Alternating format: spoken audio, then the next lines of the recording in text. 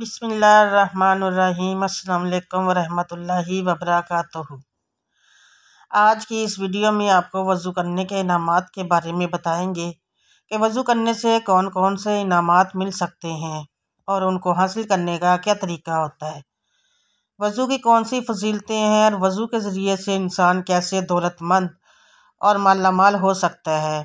ये सब और बहुत सी मालूमात इस वीडियो में पेश की जा रही हैं। गुजारिश है कि इस वीडियो को आखिर तक ज़रूर देखिएगा। नाज़रीन कराम, हम में से बहुत से लोगों को ये मानना है कि वज़ू का मकसद सिर्फ मुंह हाथ धोना है, लेकिन बहुत से मुसलमान भाई और बहनें वज़ू की हकीकी फ़ायदों से आगाह नहीं हैं। कि अगर सब लोग ये बात जान जाएं कि वज़ू करने की कितनी बड़ी फजीलत और बरकत और कैसे बावज़ू रहने से इंसान की ज़िंदगी बदल जाती है, तो हर मुसलमान ये ख्वाहिश करेगा कि वो 24 घंटे वज़ू की हालत में ही रहे। साथ ही साथ वज़ू के बाद एक ऐसा वजीफ़ा भी बताएंगे, जो भी इंसान वज़ू करने के बाद वो वजीफ़ा कर लेगा तो उसकी पूरी ज़िंदगी बदल जाएगी इंशाअल्लाह। प्यारे और मोहतरम नाज़रीन, वज़ू करने के बाद सिर्फ ये एक वजीफ़ा कर लें तो इससे आपकी तमाम दिली हाजतें पूरी हो जाएंगी। दुनिया में हर एक मुसलमान वज़ू तो करता ही है, क्योंकि वज़ू के बगैर कोई नमाज नहीं होती। दुनिया में कौन सा इंसान ये नहीं चाहता होगा कि उसकी परेशानियां और तमाम दुख तकलीफ़ जल्द अज जल्द दूर हो जाएं, उसकी तमाम दुआएं कबूल हो जाएं, उसके घर और कारोबार में बरकत हो जाए, उसका कारोबार हर रोज़ तरक्की ही करता जाए और उसके बिगड़े तमाम काम संवर जाए, उसकी तमाम हाजतें पूरी हो जाएं और तमाम दुनियावी फ़ायदों के साथ साथ कितना अच्छा हो कि उसके तमाम छोटे बड़े गुनाह माफ़ हो जाएं और उसका अगला ठिकाना जन्नत हो जाए। मरने के बाद शहादत का रुतबा मिल जाए, पूरा दिन रोज़ा रखने का सवाब और पूरी रात बग़ैर इबादत किए इबादत का सवाब मिलता रहे। सुबहान अल्लाह। उसकी नज़र ज़िंदगी भर कमज़ोर ना हो। तो मोहतरम नाज़रीन, अगर आप भी ये तमाम बरक़ात और फ़ज़ाइल हासिल करना चाहते हैं तो जान लीजिए कि यह सिर्फ़ और सिर्फ वज़ू की बरकत से ही हासिल हो सकते हैं। जैसा कि इस वीडियो में पहले ही बताया जा चुका है कि अच्छी तरह से वज़ू करने के बाद सिर्फ़ एक वजीफ़ा करना है, तो ये तमाम फ़ज़ाइल बरक़ात आप भी हासिल कर सकते हैं। सबसे पहले जान लीजिए कि हर रोज़ कसरत से इस्तग़फ़ार करने से इंसान की रिज़्क़ में खैर व बरकत शामिल होती है। इंसान के तमाम गुनाह माफ़ हो जाते हैं। यही नहीं, बल्कि जो इंसान हर रोज़ इस्तग़फ़ार करता है तो वो अल्लाह तबारक व तआला का करीबी बंदा बन जाता है, और जो अल्लाह के करीब हो जाता है तो फिर अल्लाह तबारक व तआला उसके हर मामले में आसानियाँ पैदा फरमा देता है। लेकिन हम लोग दिन भर अनजाने में गुनाह करते रहते हैं, इस बात पर ध्यान ही नहीं देते कि पूरे दिन भर में हमसे न जाने कितने गुनाह सरज़द हो जाते हैं। हमसे कितने ऐसे छोटे छोटे काम हो जाते हैं कि जिनको हम गुनाह भी नहीं समझते।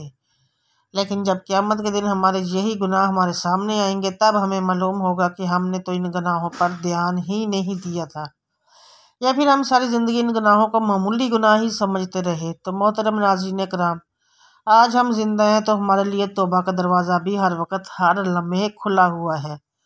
आज अगर हम चाहें तो अपने तमाम गुनाहों को तौबा व इस्तग़फ़ार के ज़रिए से माफ़ करवा सकते हैं। लेकिन मरने के बाद कुछ भी नहीं हो सकता। मरने के बाद कोई कुछ भी कर ले, लेकिन उसके गुनाह माफ़ नहीं होंगे। जब तक इंसान दुनिया में ज़िंदा रहता है तब तक उससे हर रोज़ जाने अनजाने में गुनाह सरज़द होते ही रहते हैं। लेकिन अक्लमंद इंसान वही है जो इन गुनाहों की माफ़ी तलाफ़ी इस दुनिया में ही हासिल कर लेता है, ताकि कब्र में और हशर में शर्मिंदगी का सामना न करना पड़े। तो मोहतरम नाज़रीन अकराम, जान लीजिए कि वज़ू करने का सबसे पहला फ़ायदा तो यही है कि इंसान के तमाम पिछले गुनाह माफ़ हो जाते हैं। और इस सिलसिले में एक हदीस शरीफ का महफूम है कि सख्त सर्दियों के दिन थे। हज़रत उस्मान रज़ी अल्लाह तआला अन्हु ने एक रात अपने ग़ुलाम से वज़ू करने के लिए पानी मंगवाया। हज़रत उस्मान गनी रज़ी अल्लाह तआला अन्हु के ग़ुलाम कहते हैं कि मैंने पानी लाकर उनको दे दिया। उन्होंने वज़ू किया और ग़ुलाम ने कहा कि अल्लाह तबारक व तआला आपको कुफ़ायत दे, क्योंकि रात तो बहुत ठंडी है। तो हज़रत उस्मान रज़ी अल्लाह तआला ने फरमाया, नबी करीम सल्लल्लाहु अलैहि वसल्लम हज़रत मोहम्मद मुस्तफ़ा सल्लल्लाहु ताला अलैहि वसल्लम से सुना है कि जो बंदा वज़ू करता है अल्लाह तबारक व तआला उसके अगले और पिछले तमाम गुनाह बख्श देता है। सुबहान अल्लाह। कुरान पाक और हदीस में मौजूद वज़ू के फ़ज़ाइल पढ़ने के बाद वज़ू की अहमियत और उससे हासिल होने वाले अजर व सवाब का बखूबी अंदाज़ा लगाया जा सकता है। और जो शख्स हमेशा बावज़ू रहता है तो अल्लाह तबारक व तआला उसे 7 खसलतों की इज़्ज़त बख्शता है। फ़रिश्ते उनके साथ रहना पसंद करते हैं अमाल लिखने वाले फरिश्ते उसका सारा वक्त इबादत में लिखते रहते हैं, बदन के तमाम हिस्से तस्बीह करते हैं। जमात में उसकी पहली तकबीर कभी नहीं छूटती, फरिश्ते उसकी हिफाजत करते हैं। अल्लाह तबारक व तआला जान निकलने के वक्त की मुश्किल को आसान फरमाता है। जब तक वज़ू में रहे अल्लाह तबारक व तआला की ईमान में रहता है। मज़ीद फजीलत ये है कि मरने के बाद शहादत मिलेगी। सुबहान अल्लाह। नबी करीम सल्लल्लाहु अलैहि वसल्लम के पाक फरमान का मफहूम है कि बावज़ू रहने की आदत डाल लो, क्योंकि मुल्कुल मौत जिस बंदे की बावज़ू रूह कब्ज़ करते हैं उसके लिए शहादत लिख दी जाती है। लेकिन अफसोस की बात तो यह है कि आज के मुसलमान को पाक साफ रहना भी मुनासिब नहीं हो पा रहा। अगर गुस्ल ही अच्छी तरह से नहीं किया तो फिर पाकी ही नहीं है, और जब पाकी ही नहीं है तो फिर वज़ू क्या करें, और जब वज़ू ही नहीं करेंगे तो भला नमाज क्या पढ़ेंगे। क्या आपने कभी ये भी सोचा है कि अगर नापाकी की ही हालत में मौत आ गई तो अल्लाह तबारक तआला को क्या मुँह दिखाएंगे, क्योंकि मौत का कुछ पता ही नहीं है। कुरान पाक की सूरत अल माइदा में इरशाद है, ईमान वालों, जब तुम्हारा नमाज के लिए खड़े होने का इरादा हो तो वज़ू के लिए अपने चेहरे को और अपने हाथों को कोहनियों समेत धो लो, और अपने सरों का मसा करो, और अपने पाँव भी टखनों समेत धो लो। अगर तुम हालत जनाबत में हो तो नहाकर खूब पाक हो जाओ। अगर तुम बीमार हो या सफ़र में हो, या तुमसे कोई रफ़ाए हाजत से फ़ारग होकर आया हो, या तुमने औरतों से कुर्बत यानी मजामत की हो, या फिर तुम पानी ना पाओ, तो अंदरी सूरत पाक मट्टी से तमीमी कर लिया करो। बस तमीम यह है कि इस पाक मट्टी से अपने चेहरों और अपने पूरे हाथों का मसा कर लो। अल्लाह नहीं चाहता कि वो तुम्हारे ऊपर किसी किस्म की सख्ती करे, लेकिन वो ये चाहता है कि तुम्हें पाक करते हो, तुम पर अपनी नेमत पूरी करते, ताकि तुम शुक्रगुजार बन जाओ। प्यारे नाज़रीन इकराम, हज़रत अबू हुरैरा रज़ी अल्लाह तआला अन्हु बयान करते हैं कि मैंने हज़ूर नबी करीम सल्लल्लाहु अलैहि वसल्लम को फरमाते हुए सुना, क़यामत के रोज़ मेरी उम्मत अज़ाए वज़ू की चमक के बाइस सफ़ेद चेहरे और सफ़ेद टांगों वाले पंच कल्याण कहकर बुलाए जाएंगे। जो तुम में से अपनी चमक को बढ़ाने की ताकत रखता है, इसे बढ़ानी चाहिए। और दूसरी रिवायत में है, हज़रत अबू उमामा रज़ी अल्लाह तआला अन्हु बयान करते हैं कि मैंने हज़ूर नबी करीम सल्लल्लाहु अलैहि वसल्लम को फरमाते हुए सुना, जिस शख्स ने मुकम्मल वज़ू किया, अपने हाथों और चेहरे को धोया, सर और कानों का मसा किया, फिर फ़र्ज़ नमाज अदा की, इसके इस दिन के वो तमाम गुनाह माफ़ कर दिए जाते हैं जो इसके पाँव ने चलकर, हाथों ने पकड़कर, कानों ने सुनकर, आँखों ने देखकर किए हैं, और इसके दिल ने बड़े इरादे किए। रावी कहते हैं कि खुदा की कसम, मैंने हज़ूर नबी करीम सल्लल्लाहु अलैहि वसल्लम से इतना कुछ सुना है कि उसे शुमार नहीं कर सकता।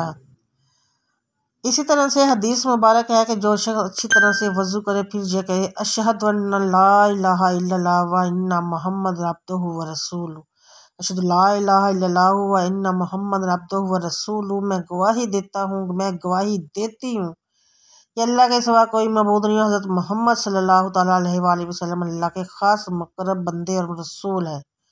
उसके लिए जन्नत के 8 दरवाज़े खोल दिए जाते हैं कि जिस दरवाज़े से चाहे जन्नत में दाखिल हो जाए। हज़रत अबू उमामा वाहिली रज़ी अल्लाह तआला अन्हु से रवायत है कि नबी करीम सल्लल्लाहु अलैहि वसल्लम ने इरशाद फरमाया कि जो शख्स बावज़ू होकर अपने बिस्तर पर लेटे और नींद आने तक ज़िक्र इलाही में मशगूल रहे, वो रात के जिस घड़ी में अल्लाह ताला से दुनिया व आखिरत की भलाई मांगे, अल्लाह ताला उसे अता फरमाएगा। सुबहान अल्लाह। मोहतरम नाज़रीन करम, अगर आप चाहते हैं कि आपको पूरी रात इबादत का सवाब बगैर इबादत के ही मिलता रहे, तो हमेशा रात को वज़ू करके सोएं। और ये भी कहा जाता है कि जो शख्स वज़ू करने के बाद आसमान की जानब देकर सूरतुल कदर पढ़ लिया करे तो कभी उसकी नज़र कमज़ोर नहीं होगी। नबी करीम सल्लल्लाहु तआला अलैहि वसल्लम का फरमान है कि जन्नत की कुंजी नमाज है, नमाज की कुंजी तहारत यानी वज़ू है। प्यारे नाज़रीन कराम, अब वज़ू के दुनियावी फ़ायदे भी जान लीजिए। वज़ू जिस्म से तमाम बैक्टीरिया को हटा देता है। वज़ू ब्लड प्रेशर को कंट्रोल में रखता है। वज़ू हमारे जिस्म को हर वक्त तरोताज़ा रखता है। वज़ू हमारे जिस्म को हर वक्त तरोताज़ा रखता है। हाथ, मुंह, पैर और आँखों को सोने से पहले ठंडे पानी से धोने के बारे में आज के जदीद एक्सपर्ट बताते हैं। नाक धोने से मुख्तलिफ बीमारियों से बचाव होता है, जो धूल, मिट्टी और कभी तरह के जरासीम को जिस्म में जमा होने से रोकता है। लिहाजा जब भी कोई इंसान बाकायदगी से वज़ू करता है तो इसका जिस्म का एकदम से तरोताज़ा रहता है, क्योंकि कुल्ली करने से मुंह के बैक्टीरिया निकल जाएंगे। इस तरह हमारे बदन पर बहुत से बैक्टीरिया मौजूद होते हैं जिनको वज़ू की वजह से दूर किया जाता है। तो प्यारे नाज़रीन कराम, अब आप वो अमल भी जान लीजिए जो हम आपको वज़ू करने के बाद बताने वाले थे। लिहाजा वज़ू करने के बाद जो भी ये अमल करेगा तो इंशाअल्लाह तबारक व तआला इसकी तकदीर बदल जाएगी। इस अमल का तरीकाकार ये है कि वज़ू के दौरान फजूल दुनियावी बातें करना बिल्कुल मना है। मना ही नहीं है बल्कि मुकर्रह है। वज़ू करते वक्त बिल्कुल बातें ना करें। सबसे पहले आपने वज़ू करना है, इसके बाद आप चलते फिरते भी इस अमल को कर सकते हैं। आप वज़ू करके नमाज के लिए जा रहे हैं या रात के वक्त सोने से पहले वज़ू करके अपने बिस्तर पर जाते हैं तो बैठ कर तब भी आप इस वजीफ़े को कर सकते हैं। जान लीजिए कि सबसे पहले अव्वल व आखिर 3 मरतबा दुरूद पाक पढ़ें। दुरूद इब्राहिमी सबसे बेहतर है। इसके बाद आपने पढ़ना है या हय्यु या क़य्यूम, या हय्यु या क़य्यूम, या हय्यु या क़य्यूम 41 मरतबा पढ़ें। इसके बाद फिर से आखिर में 3 मरतबा दुरूद पाक पढ़ लें। मोहतरम नाज़रीन, वज़ू करने के बाद आप इस अमल को ज़रूर करें और उसके बाद अल्लाह ताला से दुआ मांगें। इंशाल्लाह जो भी शख्स वज़ू करने के बाद इस अमल को करने के बाद दुआ मांगेगा, यकीन जानिए उसकी दुआ रद्द नहीं होगी। आप इस अमल को एक मरतबा ज़रूर शुरू करें। नमाज़ पढ़ना बेहद ज़रूरी है। यानी आपने वज़ू कर लिया, जो वजीफ़ा कर लिया और अगर अज़ान हो रही है तो नमाज़ पढ़ने ज़रूर जाएं। अल्लाह ताला से दुआ है कि वो हमें दुनिया और आखिरत की भलाइयाँ नसीब फरमाए, परेशान हाल लोगों की परेशानियाँ दूर फरमाए और खुशहालियाँ और फरावानियाँ अता फरमाए। आमीन सुम्मा आमीन या रब्बुल आलमीन।